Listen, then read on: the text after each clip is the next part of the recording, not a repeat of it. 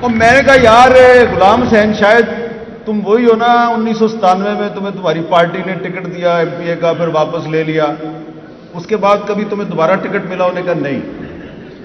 میں نے کہا بالکل صحیح ہوا ہے تمہارے ساتھ، کیونکہ تم اصلی سیاسی کارکن ہو، اس لیے تمہیں یہ ٹکٹ نہیں دیتے۔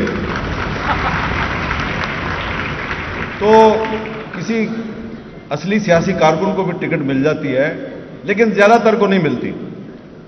اور ہو سکتا ہے کہ اگر رانا ثناء اللہ صاحب مسلم لیگ پنجاب کے صدر رہے اور بااختیار صدر رہے تو یہ جو بلدیاتی الیکشن آ رہا ہے اس الیکشن میں آپ میں سے بہت سے لوگوں کو شاید ٹکٹ مل جائے، اور اگر نہ ملے پارٹی چھوڑ دینا ہے۔ او بھائی غلام حسین شاید نہیں بننا آپ نے۔ وجہ یہ ہے کہ خواجہ رفیق صاحب جو ہے نا، اب ان کی بات کرتا ہوں میں نے مجھے پتا ہے آپ سب کا محبوب قائد ہے خواجہ سعد رفیق، ٹھیک ہے، میرا بھی محبوب ہے،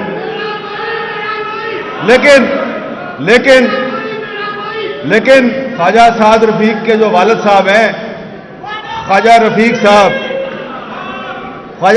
صاحب کی بھی گل سن لو نا۔ اچھا اب اگر آپ نعرے لگائیں گے میں باتیں زیادہ سخت کرنی شروع کر دوں گا، کیونکہ خواجہ رفیق صاحب نے تو مجھے یہی سکھایا بھائی۔ خواجہ رفیق صاحب نے مجھے کیا سکھایا؟ تحریک پاکستان کے کارکن تحریک پاکستان میں گرفتار ہو گئے، گرداسپور جیل میں بند رہے، اور یہ نہیں تھا کہ کوئی عام سے خاندان سے تعلق نہیں تھا بھائی، بڑے امیر گھرانے سے تعلق تھا۔ اور یہ جو تصویر لگی ہوئی ہے اس میں بھی انہوں نے ٹائی پہنی ہوئی ہے، تو میں بھی اس وجہ سے ٹائی پا کے آیا۔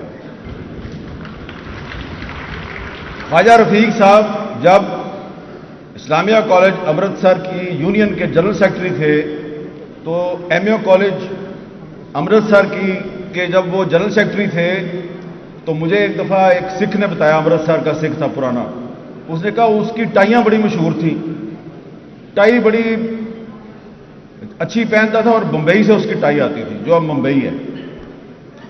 اور پھر وہ جب پاکستان بن گیا تو پاکستان بننے کے بعد جب مسلم لیگ کو جاگیرداروں نے ہائی جیک کر لیا تو سہروردی صاحب جو ہے انہوں نے علیحدہ پارٹی بنا لی عوامی لیگ۔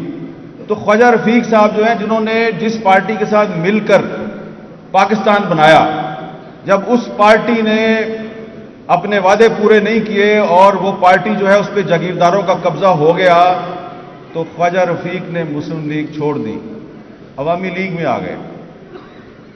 اور عوامی لیگ میں آئے اور پھر جب محترمہ فاطمہ جناح نے ایوب خان کے خلاف الیکشن لڑا تو قائد اعظم کا وہ سپاہی خواجہ محمد رفیق جو ہے وہ اس جنرل ایوب خان، اس فیلڈ مارشل ایوب خان کے مقابلے پہ کھڑا ہو گیا اور قائد اعظم کی بہن کے ساتھ انہوں نے فیصلہ کیا کہ میں ان کو سپورٹ کروں گا۔ اور جب فیلڈ مارشل کے خلاف کوئی نہیں بولتا تھا تو خواجہ رفیق بولتا تھا۔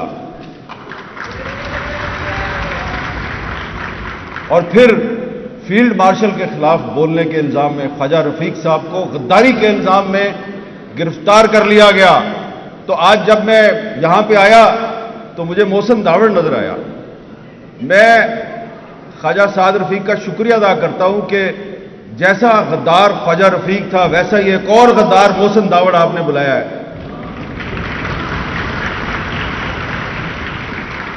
اور بھی کچھ غدار مجھے یہاں نظر آ رہے ہیں، میں ان کے نام نہیں لیتا، لیکن پھر میں آپ کو ہسٹری بتا رہا ہوں خواجہ رفیق کی۔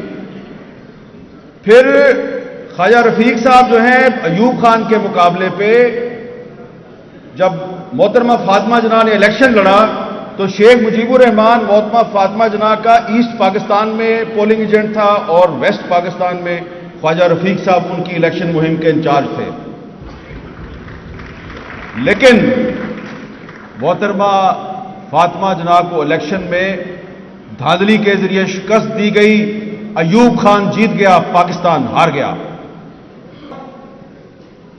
پھر 6 نکات پہ شیخ مجیب کے ساتھ خواجہ صاحب کا اختلاف ہو گیا، تو وہ خواجہ رفیق جس نے پہلے مسلم لیگ چھوڑی عوامی لیگ میں آیا، تو پھر جب 6 نکات پہ شیخ مجیب سے اختلاف ہوا تو رانا صاحب انہوں نے عوامی لیگ بھی چھوڑ دی اور وہ پی ڈی پی میں آ گئے نواب نصر اللہ خان کے ساتھ.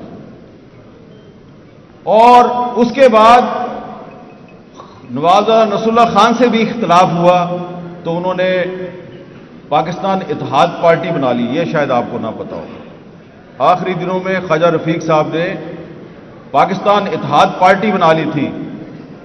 تو میں نے آپ کو یہ چھوٹی سی ہسٹری اس لیے بتائی ہے کہ جو اصلی سیاسی کارکن ہوتا ہے نا، آپ جیسا اصلی سیاسی کارکن، وہ اپنے اصول پہ سودے بازی نہیں کرتا. اور صرف میں آپ سے ایک سوال کرتا ہوں کہ ذرا اپنے دل پہ ہاتھ رکھ کے اپنے آپ سے پوچھئے کہ اگر آج خواجہ رفیق صاحب زندہ ہوتے تو کیا وہ حکومت کے کسی وزیر کے اس بیان پر چپ رہتے کہ یہ ایک ہائیبرڈ نظام ہے اور بڑا کامیابی سے چل رہا ہے؟ بھائی، جس آدمی نے جمہوریت اور آئین کی پاسداری کے لیے، جس نے انسانی حقوق کے لیے اپنی جان دے دی، کیا وہ خواجہ رفیق یہ برداشت کرتا کہ مسلم لیگ کی حکومت ہو اور کوئی کہے کہ یہ ہائیبرڈ نظام ہے؟ تو یہ بات میں اس لیے کر رہا ہوں کہ یہ اصلی سیاسی کارکنوں کا اجتماع ہے اور اصلی سیاسی کارکنوں کو یہ سوچنا چاہیے کہ اگر آپ نے اس ملک کو آگے لے کے جانا ہے اور اس ملک کی سیاست میں آپ نے بھی کردار ادا کرنا ہے تو ہائیبرڈ سسٹم میں سیاسی کارکن کی کوئی گنجائش نہیں ہے. ہائیبرڈ سسٹم میں تو مفاد پرست لوگ جو ہے وہی جو ہے وہ آگے آتے ہیں. ہائیبرڈ نظام میں بہت کم لوگ جو ہیں وہ وہاں پہنچتے ہیں جہاں رانا ثناء اللہ صاحب پہنچے ہیں. تو اصلی جمہوریت کی کامیابی یہ ہے کہ آپ سب وہاں پہنچیں جہاں رانا ثناء اللہ صاحب پہنچ گئے، اور رانا صاحب کی یہ ذمہ داری ہے کہ یہ آپ کو وہاں لے کے جائیں جہاں تک وہ خود پہنچے ہیں. اور مجھے یقین ہے کہ ایک ایسا خواجہ رفیق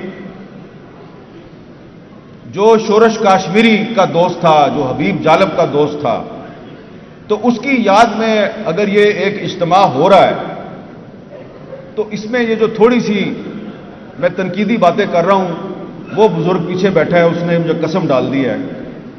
بات تو میں نے پہلے بھی کرنی تھی لیکن تھوڑی احتیاط سے کرنی تھی، لیکن بزرگوں نے قسم ڈال کے تو وہ احتیاط کی ساری زنجیریں توڑ دی ہیں. تو اس لیے خواجہ رفیق صاحب کے ایک دوست حبیب جالب تھے اور انہوں نے اس زمانے میں ایک شعر کہا تھا، خاک میں مل گئے نگینے لوگ، حکمران ہو گئے کمینے لوگ. یہ اس زمانے کی بات ہے. تو یہ بات میں اس لیے کر رہا ہوں کہ آپ بھی چاہتے ہیں، میں بھی چاہتا ہوں کہ یہ ہمارا پاکستان آگے جائے، اس میں جمہوریت مضبوط ہو. یہ جو اس وقت سسٹم چل رہا ہے یہ تبدیل ہو جائے، لیکن یہ سسٹم ایسے تبدیل نہیں ہوگا. ہائیبرڈ سسٹم میں یہ تبدیلی نہیں آ سکتی. یہ تبدیلی اس وقت آئے گی جب آپ لوگ اسمبلیوں میں پہنچیں گے.